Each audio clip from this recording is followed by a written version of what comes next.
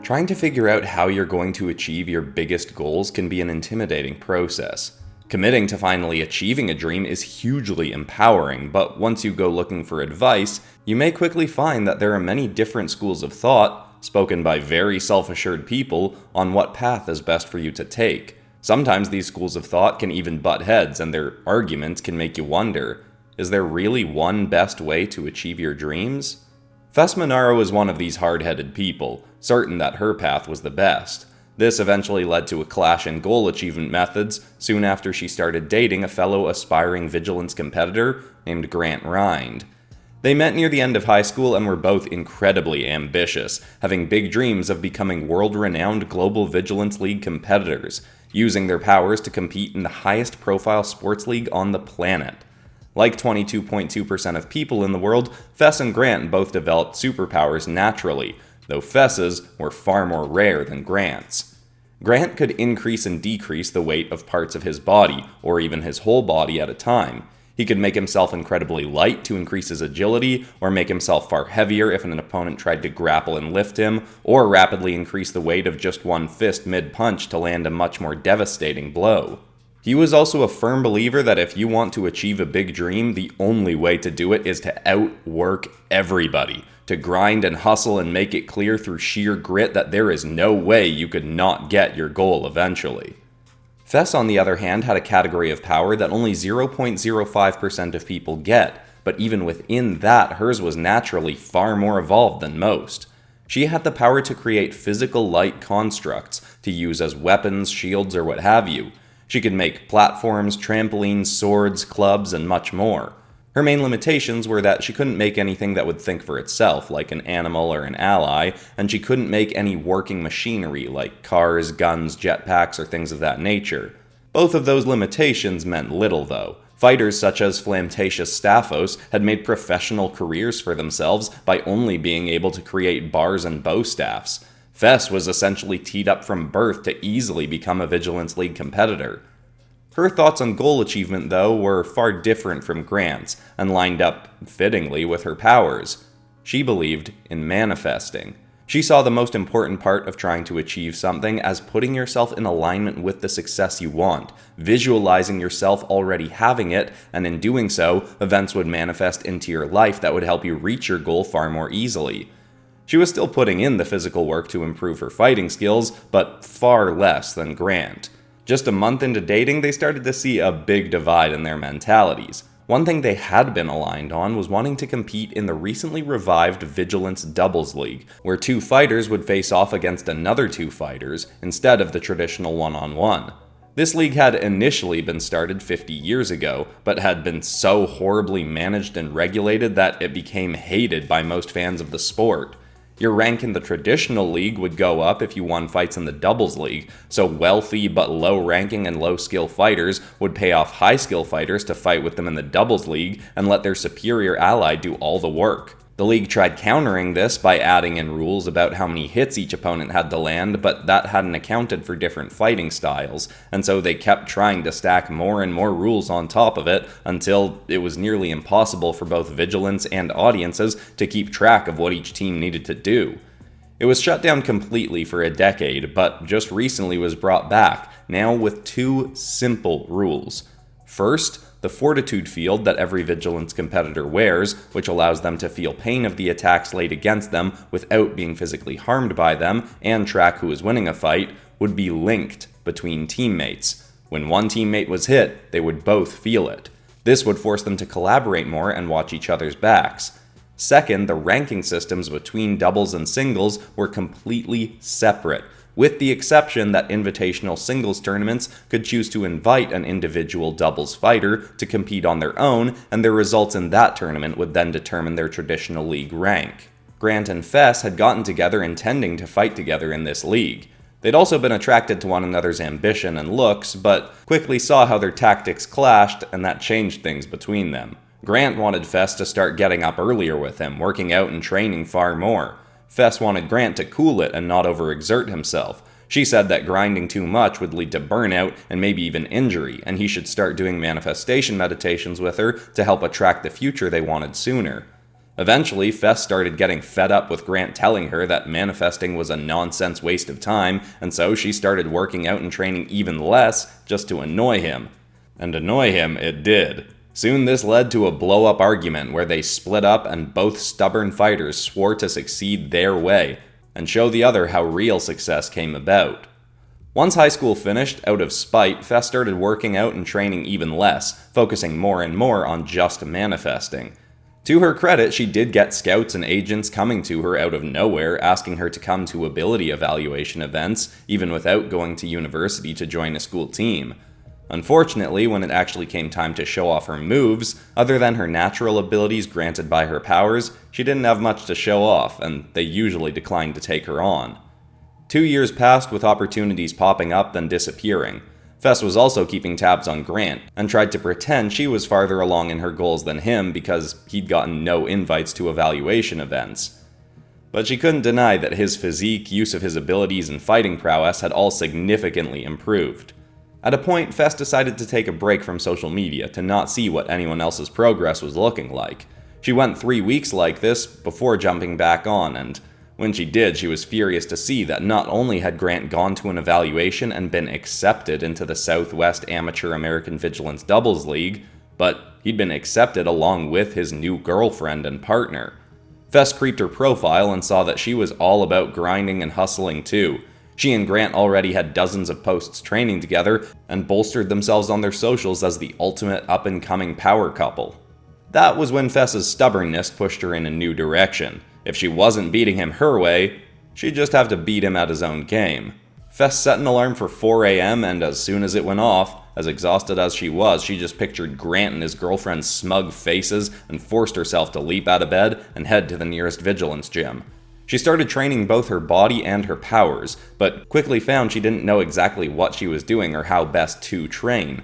Luckily, on her way out the door on her first day, she saw on the gym's bulletin board a posting for a vigilance trainer who needed to train a few clients for free for a month to get his full license. Fess took it, both because she knew she needed the help, and because the guy on the flyer was pretty hot, and she thought posting herself working out with him could make Grant jealous.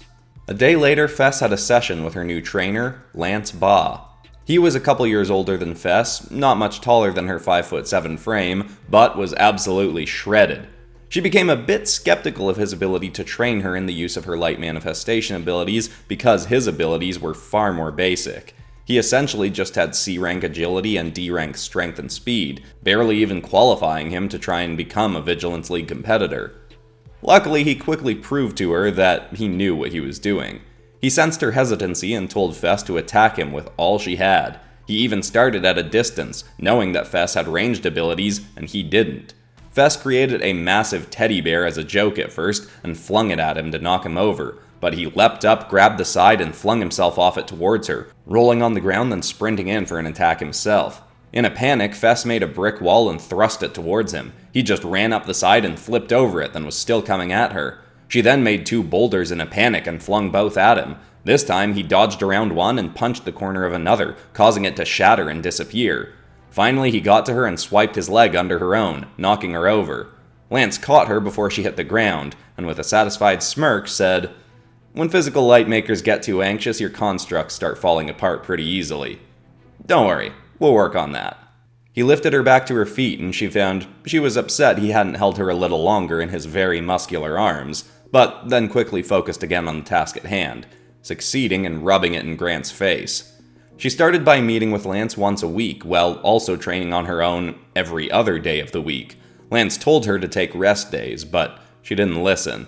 She knew Grant wouldn't have done that, and she wanted to show that she could use his method of success better than he could. She was clearly getting stronger and better at all aspects of combat, but she found she was so drained of energy that she stopped taking any time to do her manifesting practices that she'd sworn by. She started to find that no matter how much progress she was seeing, she was never satisfied with it, and no new offers were coming in to show off the progress she was making. She'd still wake up determined and still put in the work, but she was frequently angry or at least disheartened. On her old method, she wasn't seeing much in the way of physical results, but her mental health, for the most part, had been pretty stable. Eventually, Lance offered to train her on more days, saying he simply saw her improvement and was invested in helping her more. But as he started spending more time with her, he started seeing how far she was pushing herself and got concerned. He learned that she wasn't taking any rest days and tried to convince her to take some, but she'd just say she would, then wouldn't. Finally, she showed up at the gym at 4:30 one morning on a day she wasn't supposed to meet Lance, but there he was waiting. He turned her around and said he wasn't going to let her train today. She was annoyed and tried to fight him at first, but he wrapped an arm around her shoulder to turn her around and walk away from the gym, and it felt kinda nice, so she just let it happen. He took her to get some coffee and breakfast, and for the first time they had a long conversation about why she was doing what she was doing. Lance had gotten some idea of her drive to become a Doubles League champion, but was now getting the full picture, including her desire to rub her success in her ex's face. She even mentioned that she used to think she was going to get her dreams just by manifesting them, but saw that that hadn't really worked. To her surprise though, Lance's response was, "So you're not doing any manifesting anymore?" She was kind of shocked that a shredded gym rat even knew what manifesting was, but he suddenly pulled up his pant leg to his knee and showed a massive set of thick scars. Lance told her that he'd been in a car accident when he was 17, and his leg had been completely mangled. 4 different doctors had told him that he'd never be able to walk on it again, and some even suggested amputating it. He got reconstructive surgery done to put it back together as best as possible, but even then he could barely put weight on it and was told he should use a wheelchair. He'd refused though. He'd spent his whole life wanting to either compete in vigilance competitions or at least train competitors. He also loved learning new ways to move his body and was not going to give that up because of other people's limiting beliefs of how much he could heal. So, he started both doing consistent physiotherapy, but also every night he'd write in a journal, "I'm so grateful that my leg is completely healthy and functional." He'd write it multiple times, then go to sleep, making himself feel as though that future had already come. Despite being told his leg would never work normally again, after just 6 months, he was not only walking, but running, jumping, and even doing some flips. Now, despite the scars, he says it feels better and stronger than before the accident even happened. He finished by saying, "I don't think I could have done it if I was just doing the physical work. Visualizing and mindset work are just as important, but I think you gotta do both. I don't know if I think the mindset stuff works because the universe is actually listening to you, or you're just keeping your mood up, which makes your body more able to heal and strengthen, and you're priming yourself to see more opportunities that are already around you. But either way, I've proven to myself a bunch of times that the combination of putting in the physical work and manifesting pretty much always eventually gets the results I'm after, or better." He even then pulled his journal out of his bag, showing her that he carried it around with him everywhere, and it was full of other experiences he was still working on bringing into his life. Lance saying all of that was both inspiring and finally let Fess accept how drained and unhappy she'd felt by overworking herself and stopping her manifesting practices. She told Lance that she would start taking her rest days and start mixing in her old methods with her new. Then, on a whim, she even asked him if he wanted to be her doubles partner to try and get into the amateur league. A massive grin came across his face and he flipped open his journal. He handed it to her so she could read a line, written multiple times, that said, "I'm grateful Fess and I are such incredible doubles league partners." He said he'd wanted to ask her to partner up, but felt it was inappropriate while he was her trainer. To his dismay though, Fess then started flipping through more pages of the journal. He tried to swipe it back from her, but she put up a physical light wall to block him from grabbing it. Quite quickly, she found more mentions of her, including a set of affirmations that read, "I'm grateful that Fess and I finally kissed." She read it aloud and his face went beet red. I know it's kind of... Can you just give it back already?" Before she did, she noticed there was a pen in the binding of the journal. She pulled it out and wrote something in herself. Finally, she lowered her shield and slid the book back to him. It read, "I'm so incredibly grateful Fess kissed me for the first time on the Southwestern Amateur Winners podium." He smiled widely and said, "Alright, let's make it happen, partner." They got back down to work doing both the physical and mental practices, all while taking the breaks they needed to avoid burning out. Over the next 3 months, they made incredible strides in both their skill levels and started learning how to use their strengths together. Fess became focused enough to be able to fight while simultaneously making constructs for Lance to maneuver himself on. Her giving him bouncing platforms to leap off and bars to swing on, and even weapons to use, were a huge upgrade to his skill set. The only problem Fess was having was she really regretted that she'd written their first kiss would be on the Southwestern Winners podium. She hadn't considered how far away that could actually be. Lance was sticking to it, but clearly not thrilled about the wait either. They both even started wearing tighter, more revealing clothing during their training sessions, essentially taunting each other and making it that much harder to not just jump each other right there at the gym.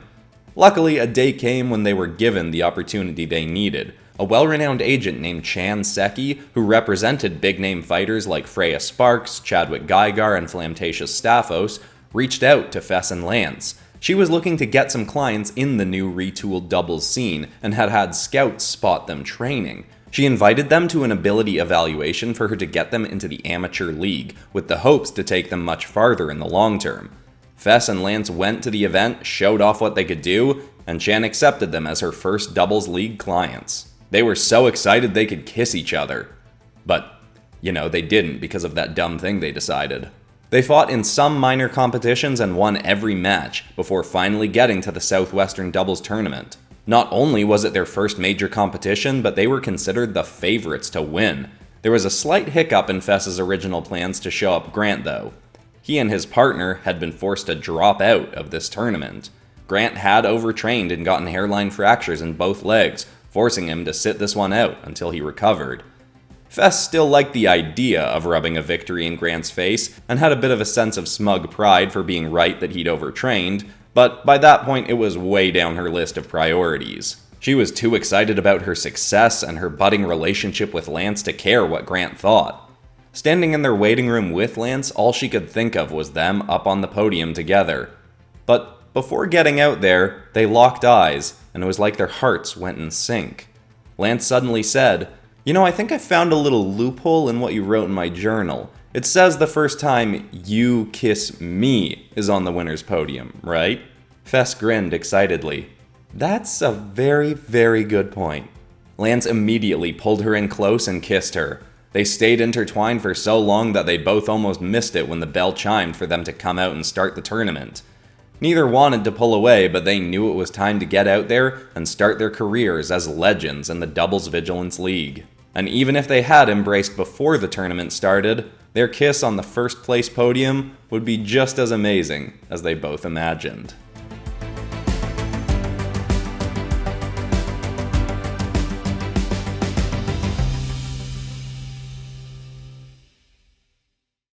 I hope you enjoyed this episode of Vigilance, the message behind which was inspired by my own methods for building my YouTube channel PopCross Studios into a career 5 years ago. I did overwork myself, but I also kept myself sane by visualizing me from the future coming back in time to tell me how amazing the success was, and that it was guaranteed to come if I kept at it. Then I would feel as if that success had already come in the present moment before it actually had. I did that before I even knew what manifesting really was, but now I'm a big fan. After a year of building it on the side while working as a full-time animator, I was making more money off YouTube than at my job, so I started doing it full-time. So manifest or grind, how about a good balance of both? If you enjoyed this, check out more episodes or subscribe or hit whatever good buttons are available. I don't know what platform you're listening on because I'm making this available as a podcast as well, not just on YouTube, but I do have hundreds of other videos and stories on my YouTube channel, PopCross Studios, in other original series like Multiverse Tales, which has been going for much longer than Vigilance. Check those out too if you like my storytelling. Thanks and have an awesome day.